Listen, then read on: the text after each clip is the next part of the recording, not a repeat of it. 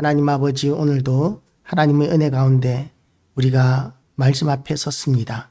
전능하신 하나님께서 이 시간 우리에게 주시는 이 말씀을 통하여 우리의 심령이 살아나게 하시고, 또한 우리의 죽었던 영들이, 마른 뼈와 같은 우리의 심령들이 살아나고 새로워지고 재창조되어지는 역사가 있게 하여 주시옵소서.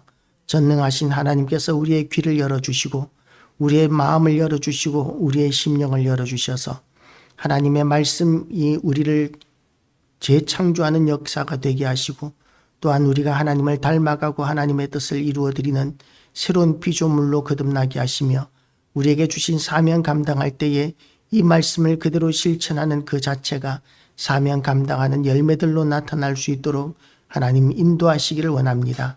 예배를 위하여 우리의 모든 것을 내려놓고 왔습니다.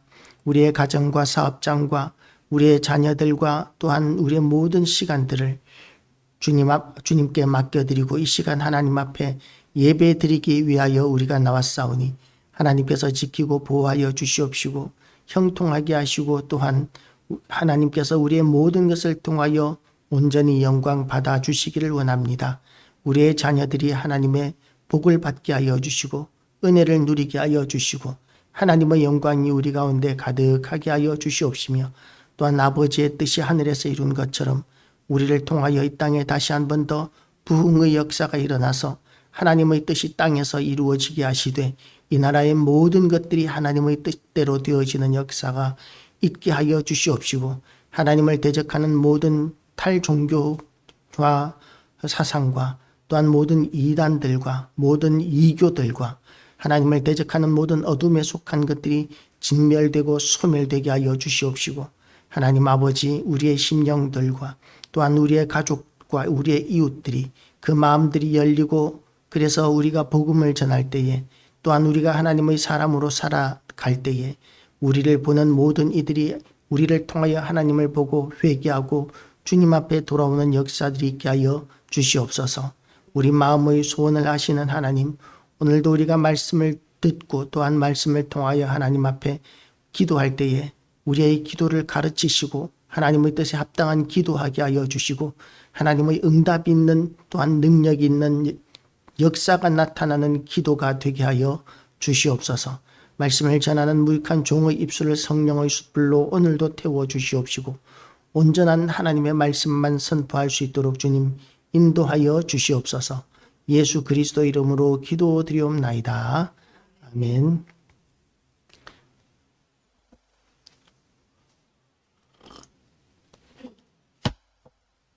할렐루야.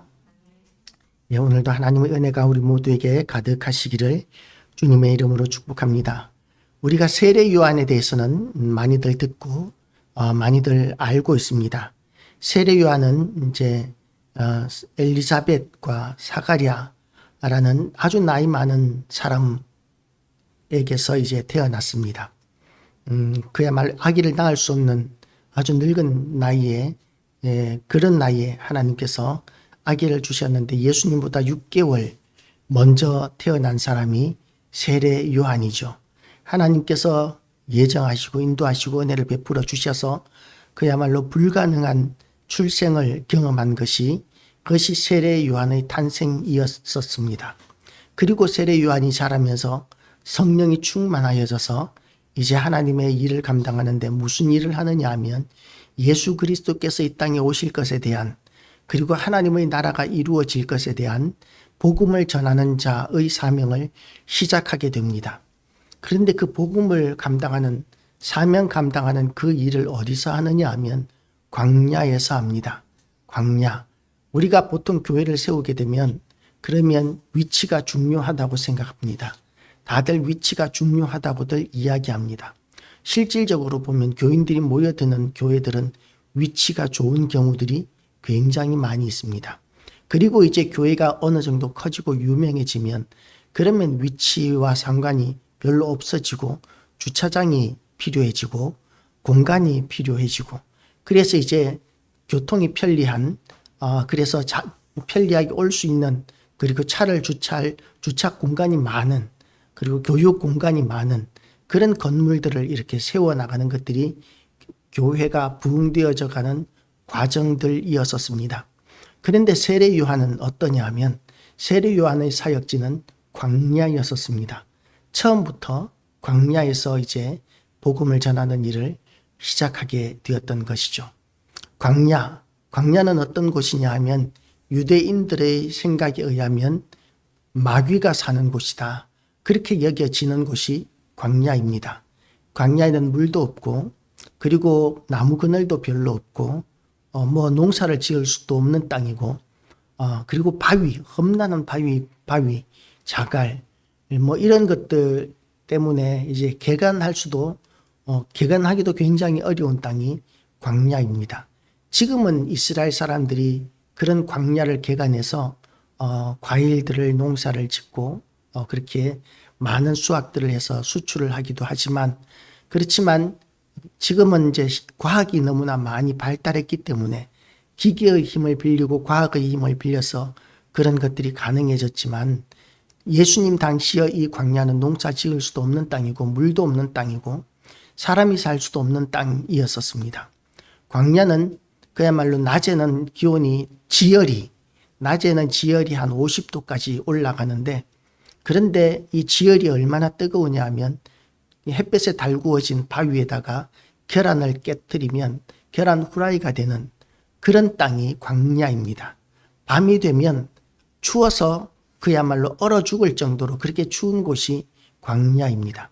밤낮의 기온 차이가 심하고 그런 곳에는 이제 동물도 많이 살지 않죠. 동물이나 곤충들도 살지 않는데 그런데 그런 곳에 사는 곤충이나 동물들이 있습니다. 뱀 같은 것들이 살고 전갈 같은 것들이 사는데 먹이가 귀한 곳이다 보니까 그런 것들은 사냥할 때에 먹이를 만나면 절대로 놓치면 그러면 살 수가 없기 때문에 무조건 잡아야 합니다. 그래서 사냥 성공을 높이기 위해서 거기에 사는 독충이나 독사들은 독이 아주 독합니다.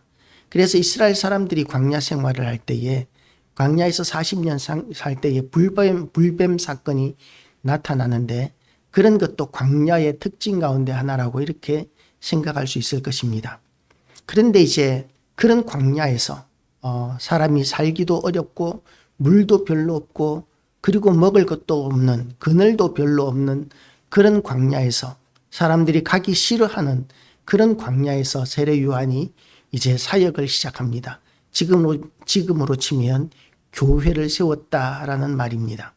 그런데 그런 곳에 이제 광야에도 이제 그냥 광야가 아니라 세례 요한이 사역하는 곳에서 유일하게 좋은 점이 있다면 물이 있는 곳에서 사역했던 것 같습니다. 광야기는 있지만 그래도 세례를 줄 수 있는 그런 곳에서 이제 사역을 교회 개척을 시작한 것 같습니다. 많은 사람들이 몰려들었습니다.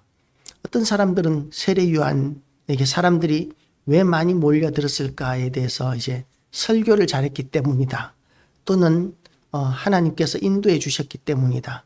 그렇게들 이야기들을 하는데 저도 상상의 날개를 좀 펼쳐보면 하나님께서 세례 요한을 통해서 굉장한 일들을 많이 하셨을 것 같다라는 그런 생각을 합니다. 광야에 믿음이 없는 사람들이 몰려들 때에 지금은 이제 그런 기적이 일어나도 사람들이 별로 모이지 않지만 옛날에는 교회들마다 가면 방언이 터진다든지 병든 자들이 치료된다든지 이러면 그런 교회에 사람들이 얼마나 많이 몰려들었는지 몰라요. 지금도 그런 역사가 나타나지 않는 것이 아닙니다. 교회들마다 병든 사람들을 위해서 기도하면 그 병든 사람들의 병이 치료되거나 회복되어지는 일들이 굉장히 많이 지금도 일어나고 있지만 그렇지만 그런 것들이 소문이 그렇게 많이 나지도 않고 특별한 일로 여겨지지도 않고 과학자들은 그런 것들을 그냥 그 과학적인 설명을 덧붙여서 심리적으로 그런 일이 일어날 수 있다. 일시적인 현상이다. 그렇게 이야기들을 하기도 합니다. 한동안 이렇게 어떤 전도단체에서 전도할 때에 아말감이 변하여 금이 되는 그런 역사에 대해서 이야기하면서 막 전도를 열심히 할 때가 있었습니다. 그랬더니 기성교회 목사님들은 인위적으로 하나님의 능력의 역사를 이렇게 일으키려고 한다는 식으로 비판하면서 이단시 했었던 기억이 있습니다. 저는 그런 거에 대해서 이제 그렇게 이야기를 했었습니다. 이 사람들을 많이 일단 모으기 위해서 그런 기적을 행하신 것은 예수님께서도 그렇게 하셨다는 것이죠. 예수님께서도 광야에서 백성들에게 기적을 먼저 보여주시고 병든 자들을 치료하시고 그렇게 하시고 이제 사람들이 많이 모여들면 복음을 전하기도 하셨는데 아말감이 변하여 금이 되는 그런 역사들이 만약에 진짜로 나타난다면 그러면 그걸 통해서 사람들이 모이게 되고 그러면 복음을 전하는 그 일이 왜 잘못되었는가 라고 이렇게 이야기를 했더니 어떤 목사님이 그래요. 그거는 좋은데 인위적으로 그런 것들을 일으키려고 하니까 그게 문제다. 그렇게 이야기를 하더라고요. 그래서 제가 그렇게 질문을 했습니다. 인위적으로 아말감을 가지고 금을 만들 수 있습니까? 그렇게 질문을 했었습니다. 아말감을 가지고 금을 만들 수 있는 사람이 있다면, 아말감이라면 납합금이지 않습니까? 그런데 그걸 가지고 금을 만들 수 있는 사람이 있다면 떼부자가 되지 않겠어요? 요즘 금값도 엄청나게 많이 비싸졌는데 그렇게 이제 이렇게 기적에 대해서 거부감을 무조건 느끼는 사람들도 있지만 그렇지만 그 기적을 사용해서 하나님께서 하신 일들이 굉장히 많기 때문에 우리가 무조건 기적을 부정할 필요는 저는 없다고 생각합니다. 하나님은 지금도 전능하신 하나님이시고 얼마든지 그런 기적들을 행하실 수 있습니다. 그리고 하나님이 하시는 일들을 우리는 흉내도 낼 수 없으면서 비판하고 비난하는 것은 자칫 하나님에 대해서 이렇게 비판하고 비난하는 것이 될 수 있기 때문에 지극히 조심해야 되는 부분이라고 저는 생각합니다.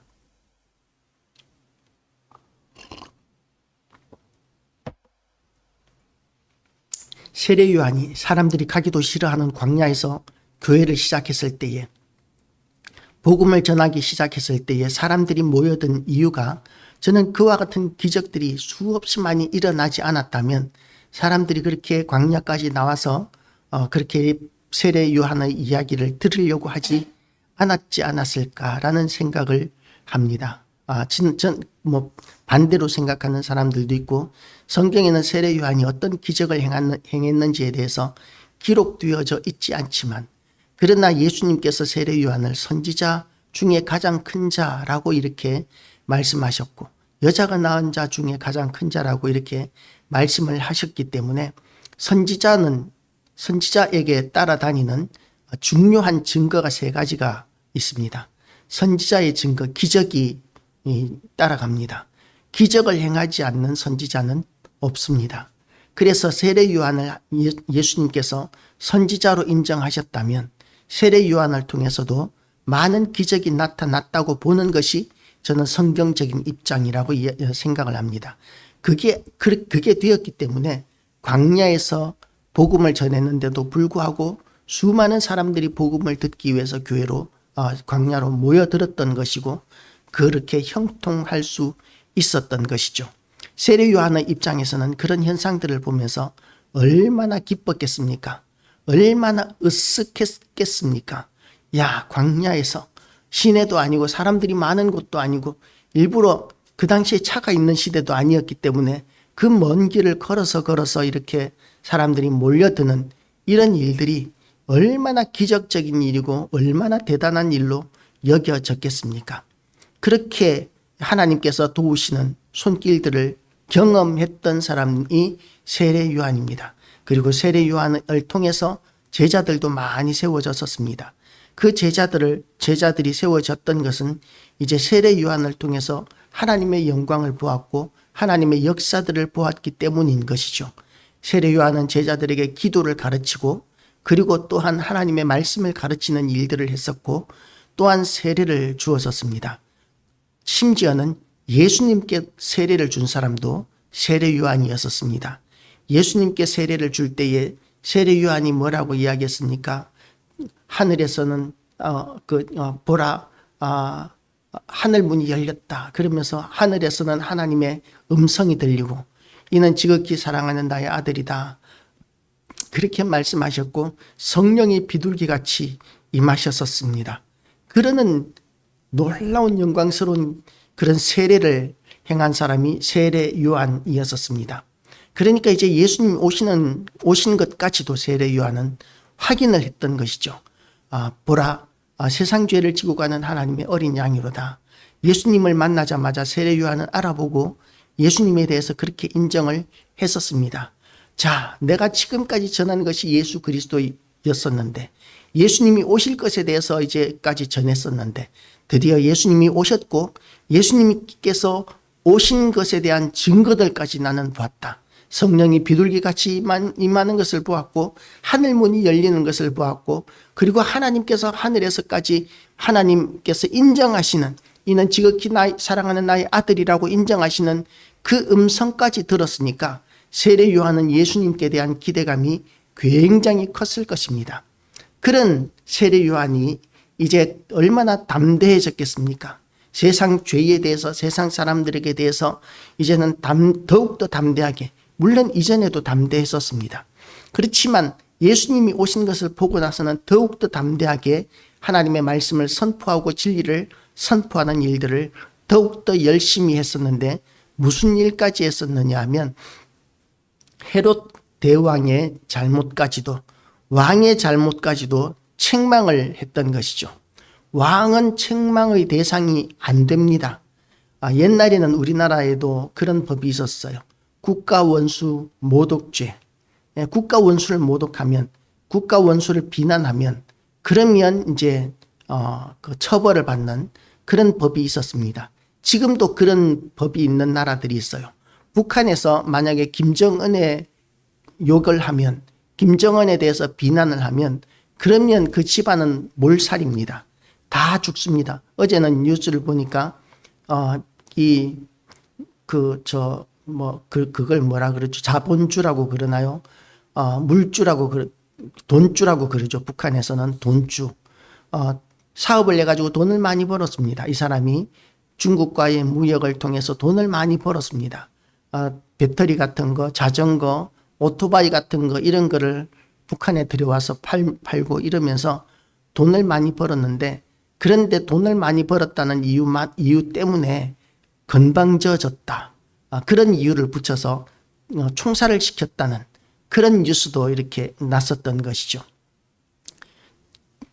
굉장히 강력한 그런 절대적인 권력을 누리는 것이 왕입니다. 무슨 짓을 해도 비난의 대상이 되지 않습니다. 우리가 생각하기에는 돈 많이 번 사람이기 때문에 죽여야 한다고 이렇게 지도자가 이야기를 한다면 난리가 날 겁니다. 나라가 뒤집어질 겁니다. 그런데 절대적인 권력을 가진 왕이 그런 일을 하면, 그러면 아무도 비난하지 못합니다.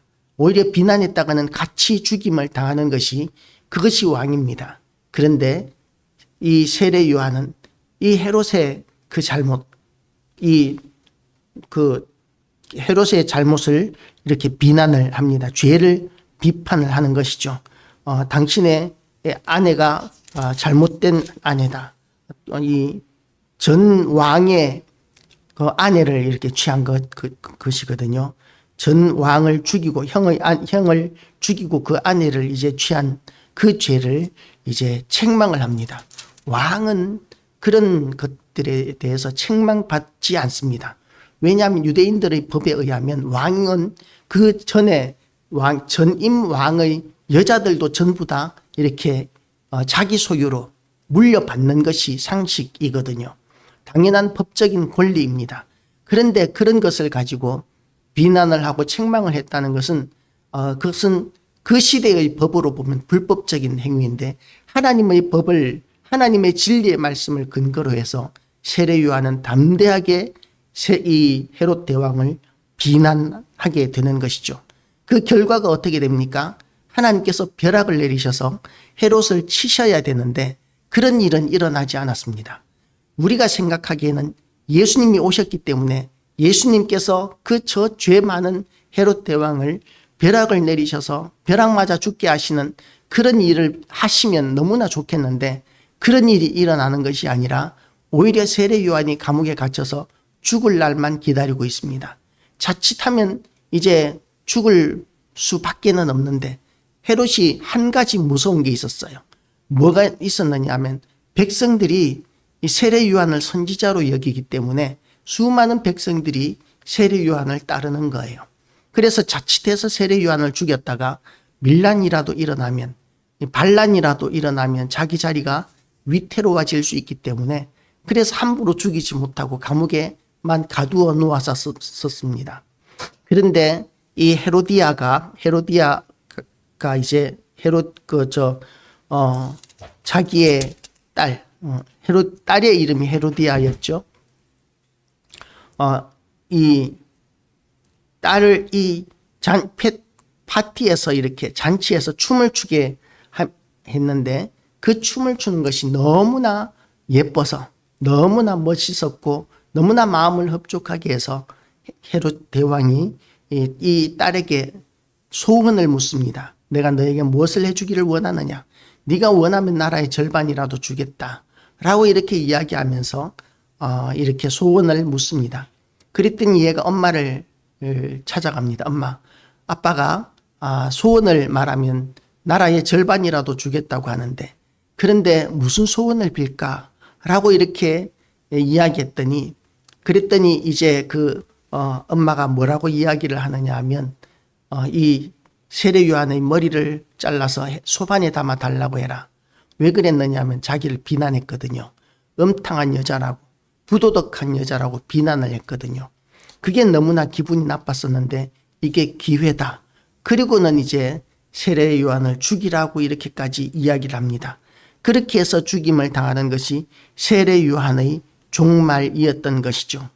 그 와중에 그 과정 가운데 세례 요한이 그 일이 일어나기 전에 감옥에 있었습니다. 예수님이 오셨는데 그런데 세례 요한이 감옥에 있는 것을 어떻게 이해할 수 있겠습니까? 예수님께서 오셨다면 세상의 모든 악한 것들은 심판하시고 정의가 이루어지고 세상이 달라져야 될 것 같은데 그런데 예수님이 오셨는데도 달라지는 게 없어 보이는 거예요. 조금 더 나아지는 것이 없어 보입니다. 여전히 악한 왕이 세상을 통치하고 있고 예수님도 초라하게 짝이 없는 모습으로 이렇게 걸어다니면서 세상 사람들에게 복음을 전하는 그런 일들을 하고 있는 거죠. 지금 세례 요한이 복음을 전한 것이 예수님께서 오실 것에 대해서 전했었고 예수님만 오시면 세상이 완전히 달라질 것이라고 기대하고 있었는데 막상 예수님이 오셨는데도 불구하고 하시는 일이 뭐냐면 세례 요한이 하던 것과 같이 복음 전하는 일을 하고 있는 거예요. 얼마나 답답하겠습니까? 지금이 복음 전할 때입니까? 라고 이렇게 세례 요한은 외치고 싶었을 것입니다. 복음은 내가 전하고 있었던 거고 예수님이 오셨다면 이제 심판하시고 세상을 통치하시고 세상의 모든 악한 것들을 진멸하셔야 되는 거 아닙니까? 어떻게 예수님이 오셔서 하시는 일이 제가 하던 복음 전하는 일을 예수님이 하고 계십니까?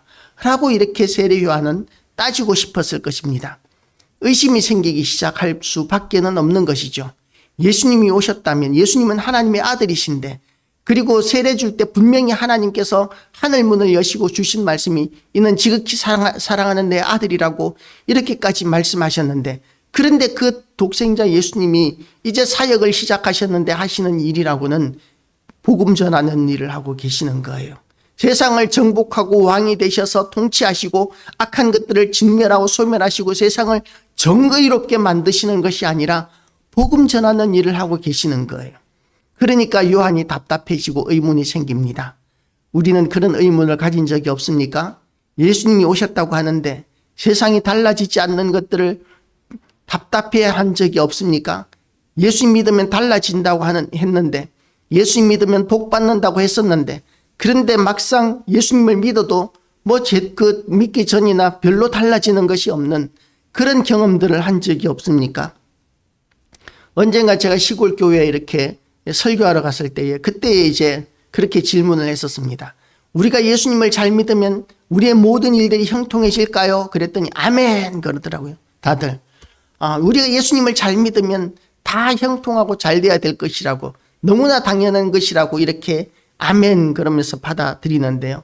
실제로 그렇습니까? 예수 잘 믿는 사람들은 다 형통한가요? 세례 요한의 경우를 보면 형통해 보이지 않습니다. 아니 세례 요한뿐만 아니라 예수님의 12사도들, 12제자들의 삶을 보더라도 전부 다 고난 가운데 사명 감당하다가 순교당했었습니다. 그걸 사람의 기준으로 보면 형통함이라고 볼 수 있을까요? 그런 의문이 생길 때에 우리는 어떤 어떤 자세를 가집니까? 어떻게 해결해 나가야 되겠습니까?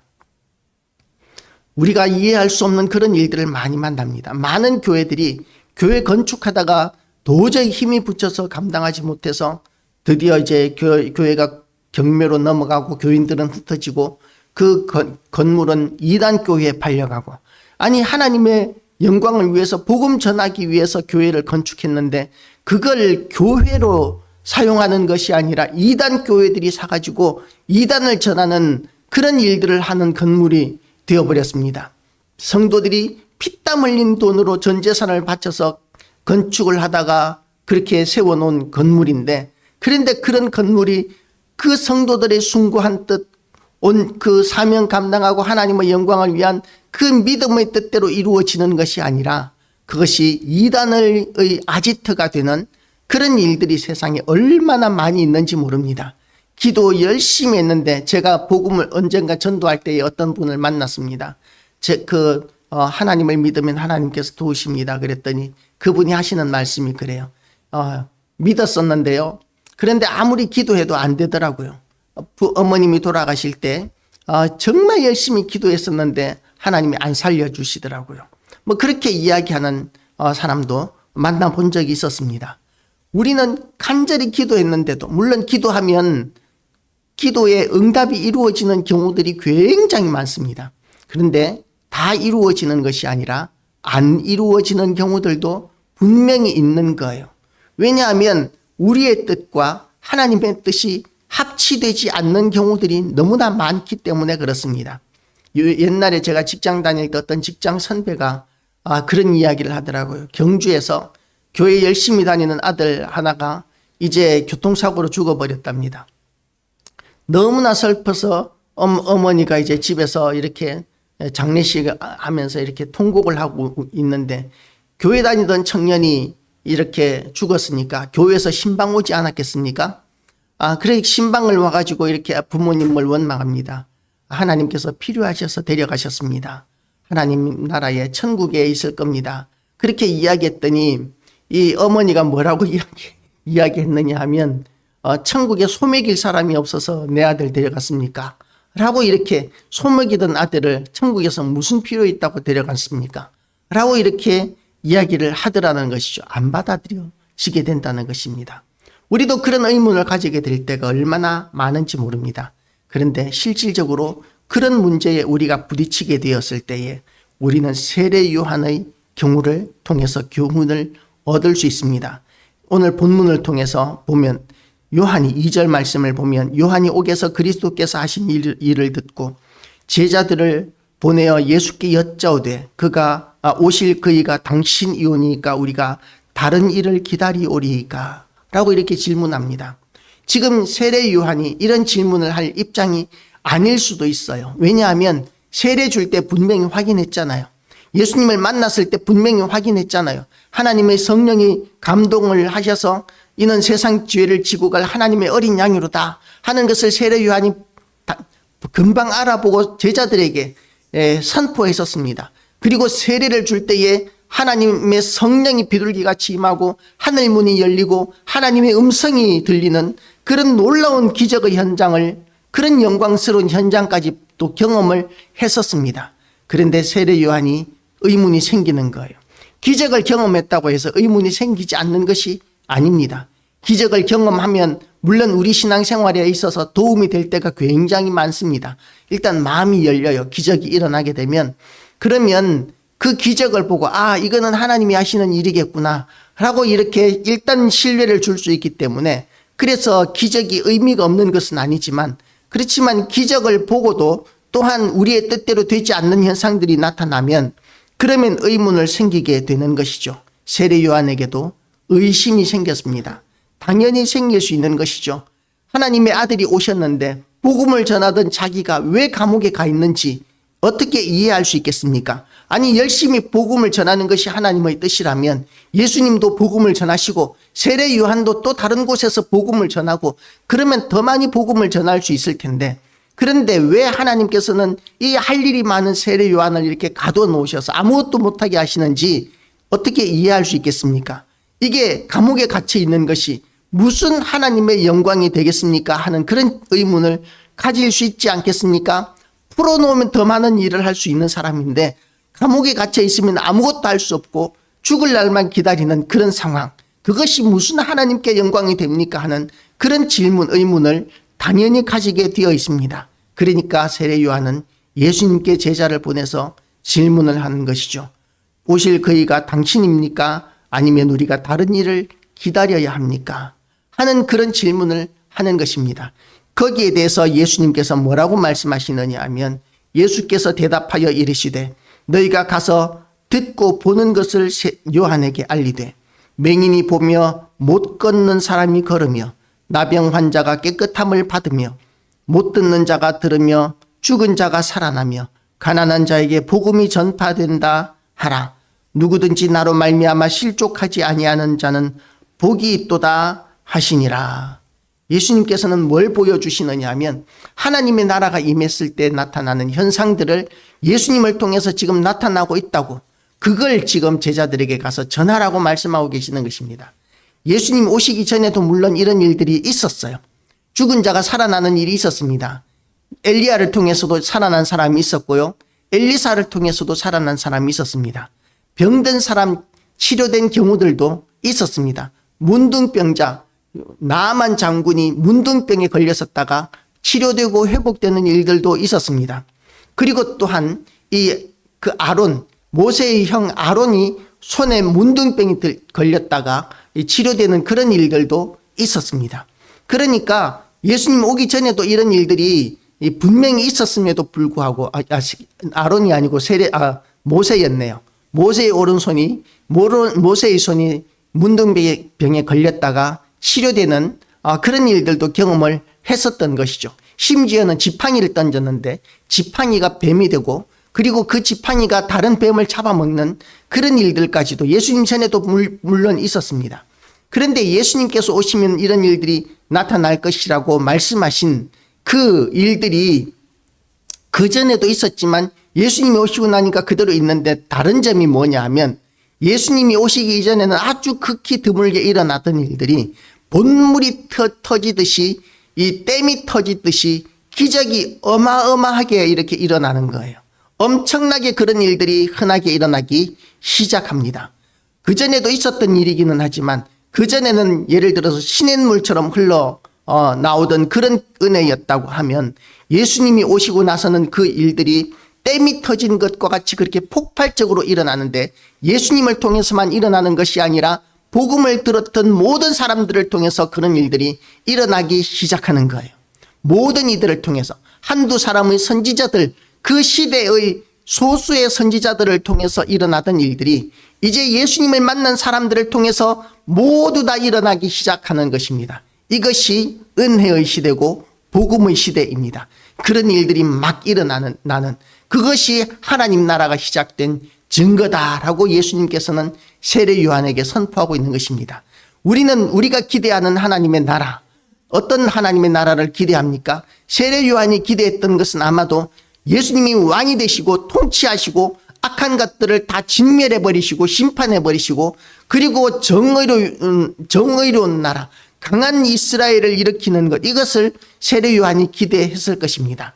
그런데 예수님께서 오셔서 하시는 일은 하나님의 나라가 그야말로 누룩이 퍼지는 것과 같이 그렇게 확장되어져 가는, 하나님의 은혜가 폭포수같이 쏟아져 내리는 그런 시대를 여신 것이 예수님이 오시고부터 일어나기 시작한 일이었던 것이죠. 이것도 끝이 아닙니다. 예수님께서 다시 오실 것입니다. 그때는 세례 요한이 기대했던 이 세상의 모든 악한 자들에 대한 심판이 일어나게 될 것이고, 그리고 악한 것들은 흔적도 없이 다 살아나고 깨끗하고 거룩한 것들만 하나님의 나라에서 영원을 누리게 될 때는 그런 영광스러운 때가 오기는 올 것입니다. 그런데 예수님의 시대를 통해서 예수님께서 이 땅에 오시면서부터 우리에게 엄청난 은혜의 시대가 열렸다는 것을 믿으시기를 주님의 이름으로 축복합니다. 제가 전에 있던 교회 목사님께서 시골 일본에 얼마 전에 지난주인가요? 교회 수리 선교, 교회 리모델링 선교를 많이 하십니다. 이분이 연세가 있으신데도 굉장히 건강하시고 우리 교회도 그분이 오셔서 이렇게 리모델링을 해준 거예요. 그야말로 판잣집처럼 이렇게 보잘것없는 초라한 교회였는데, 그렇죠? 우리 집사님은 아시잖아요. 그런데 이렇게 예뻐졌잖아요. 그 목사님이 오셔서 해주신 것인데, 그 목사님 설교를 이렇게 들을 때에 그 목사님이 이렇게, 저도 그 목사님하고 같이 그 교회에 있을 때 산기도하러 간 적이 있었습니다. 밤에 이제 산기도 하러 올라가면 한 9시쯤 만나서 이제 산에 올라가면 기도원 뒷산, 수원에 있는 그 기도원 뒷산으로 이렇게 올라가면, 그러면 이제 산 꼭대기에 정자가 있고 거기에서 이제 기도를 하고 그랬었는데, 비가 와도 올라가고 눈이 와도 올라가고 그랬었습니다. 근데 이제 저는 이제 기도를 저 나름대로 이렇게 하고 찬양도 하고 그랬었는데, 그런데 그 목사님의 기도 제목은 그거였었어요. 하나님, 저에게도 은사 주십시오. 저에게도 능력 주셔서 제가 기도하면, 병든 성도들 기도하면 치료되고 회복되는 능력 주십시오. 아무리 기도해도 하나님께서 그런 은사를 안 주시는 것 같더라는 거예요. 그런데 어느 날 문득 깨달았는 것이, 그렇게 달라고 간절히 그렇게 기도를 해도 안 주시는 것으로 생각하고 안 주신 줄 알았더니 그게 이미 자기에게 있더라 하는 그런 간증을 하는 것을 들었었습니다. 하나님께서는 우리에게 그런 능력들을 굉장히 많이 주셨습니다. 그래서 우리는 몰라서 사용을 못해서 그렇지, 우리가 기도하고 선포했을 때 나타나는 기적들이 얼마나 많은지 몰라요. 너무 많은 기적들이 우리를 통해서 나타나고 있죠. 그런 시대가 예수 그리스도께서 이 땅에 오시면서 시작이 되었습니다. 그 소수의 선지자들을 통해서만 나타나던 일들이 이제는 저와 여러분을 통해서, 우리를 통해서 그런 기적과 능력들이 나타나고, 하나님의 영광은 그런 방법으로 드러내시고, 그렇게 해서 하나님의 뜻을 이루어 나가는, 복음이 전파되어져 가는 그런 시대를 예수 그리스도로 말미암아 열리게 되었던 것이죠. 명확한 증거입니다. 물론 세례 요한이 기대했던 예수님 시대의 모습은 아니었지만, 그렇지만 성경에 기록된 예수님이 오시면 이런 일이 나타날 것이라는 그 예언의 말씀이 그대로 이루어지고 있는 것이 이 예수님께서 하신 사역이었던 것이죠. 우리도 이 현상에 대해서, 앞으로 나타나는 일들, 우리가 만나는 모든 현실들에 대해서 다 이해하지 못하는 부분들이 얼마나 많은지 모릅니다. 그런 현상들을 만날 때, 그런 순간들을 만날 때 우리는 생각합니다. 이게 도대체 무슨 하나님께 영광이 됩니까? 이걸 우리가 어떻게 이해해야 합니까? 하고 하나님 앞에 부르짖고 싶은 그런 때가 누구에게든지 분명히 있습니다. 그런데 분명히 알아야 할 것이 있는데 뭐냐면, 하나님은 전지전능하신 하나님이시다라는 것입니다. 우리는 어떤가요? 우리는 전지전능하지 않습니다. 하나님께서 하시는 일들을 다 이해할 수도 없고 알 수도 없습니다. 하나님께서 무슨 근거로 왜 이렇게 우리의 인생을 때로는 고통스럽게 하시고 때로는 답답하게 하시는지 알지 못할 때가 너무나 많이 있습니다. 그런데도 불구하고 하나님께서는 하나님의 일을 하시는 거예요. 하나님께서 하나님의 영광을 드러내시는 것입니다. 우리에게 능력도 주시고 하나님의 영광을 덮으시고 우리를 통해서 위대하신 일들을 하시는데, 우리가 알든 모르든 간에 하나님께서는 우리를 통해서 그런 위대한 일들을 지금도 하고 계심을 믿으시기를 축복합니다. 하나님은 지금도 우리를 통해서 일하시고, 우리가 귀신을 무서워하는 것이 아니라 우리 안에 하나님이 계시기 때문에 귀신들이 우리를 무서워하고 떠나가는 역사들이, 그것이 지금도 우리를 통해서 나타나게 되는 것이죠. 그래서 우리가 선포하면 어둠의 영들이 떠나가고 저주의 영들이 떠나가고 하나님의 역사가 나타나고 병든 자들이 치료되어지고, 이런 간증, 이런 경험들이 이 교회들마다 얼마나 많은지 모릅니다. 저를 통해서도 하나님께서 얼마나 많은 응답들을 해 오셨는지 모릅니다. 심지어는 우리 딸내미 교통사고 나가지고 성장점이 이렇게 다쳐가지고 다리 길이가 달랐어요. 한쪽은 이제 골절이 안 돼서 다리 정상적으로 성장하는데, 한쪽은 다리 성장점을 다쳐가지고 고등학교 1학년 때였나? 중2 때 한참 클 때 성장점을 다쳐가지고 대퇴골 골절로 16주 진단이 나와가지고 다리 길이가 달랐었는데, 지금은 똑같지. 다리 길이가 붙잡고 기도했더니 다리가 짧았던 다리가 쑥 길어나는 그런 것도 저는 경험을 했었습니다. 하나님께서 우리를 통해서 얼마든지 그런 일들을 이루시는 하나님이십니다. 우리를 얼마든지 도우시는 하나님이십니다. 지금도 하나님의 영광이 우리를 덮고 계시고, 그런데 우리에게 하나님께서 그런 능력 주셨다는 것을 자꾸만 믿지를 못하는 거예요. 알지를 못하는 거예요. 그러니까 담대하게 자신 있게 복음을 전하지 못하고 하나님께서 하시는 일들을, 우리에게 주신 그런 능력들을 사용하지 못하고, 그래서 우리가 사명 감당 제대로 못하는 그런 삶을 살고 있을 때가 얼마나 많습니까? 우리가 더욱 강하고 담대해지시기를 주님의 이름으로 축복합니다. 하나님께서 우리에게 날마다 주시는 말씀이 강하고 담대하라는 말씀이었습니다. 우리가 생각하기에는 교회들마다 이렇게 성도들이 차고 넘치고 부흥이 되어야 그것이 하나님께 영광이 될 것 같은데, 그런데 지난번에 병원에 갔을 때, 이 손 치료하러 병원에 갔을 때 남자 간호사가 자기는 너무 불행하대요. 지옥에 있는 것 같대요. 지금 하고 있는 이 일이 너무 하기 싫고 자기는 빨리 목회를 하고 싶다는 거예요. 신학교를 가고 싶다는 것입니다. 그런데 그렇게 신학교를 가고 싶어하는 분에게 제가 목회의 현실, 지금 이 시대는 탈종교화 시대이기 때문에 목회를 시작한다 그래도 교인들을 만나기 어려울 수 있다, 그런 이야기를 제가 했었습니다. 그래도 하고 싶다는 거예요.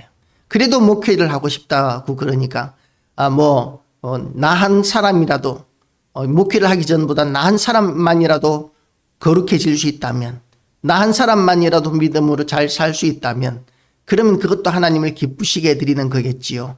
제가 그런 이야기를 했었습니다. 제가 목회 안 했다면 어떤 삶을 살았을지는 모르겠지만, 목회자가 되면서부터 목회자가 아니었을 때보다는 분명히 더 거룩하고 분명히 더 옳은 삶을, 깨끗한 삶을 살 수 있었을 것입니다. 하나님의 뜻이 어디에 있는지 우리가 다 판단할 수 없습니다. 그럼에도 불구하고 우리가 분명히 붙들어야 될 것이, 아까도 얘기했지만 하나님은 전지전능하십니다. 하나님은 그리고 항상 옳으십니다. 하나님이 하시는 일은 실수가 없으시고 실패가 없으십니다. 우리가 보기에는 실수인 것 같고 실패인 것 같은 그 모든 일을 통해서도 하나님의 뜻을 이루어 가시는 하나님이십니다.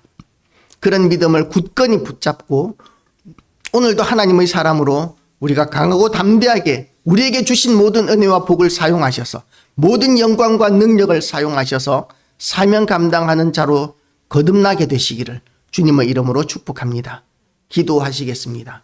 하나님 아버지, 오늘도 우리가 이해하지 못하는 현상들과 또한 그런 세상 가운데서 살아가고 있음을 주님 앞에 고백합니다.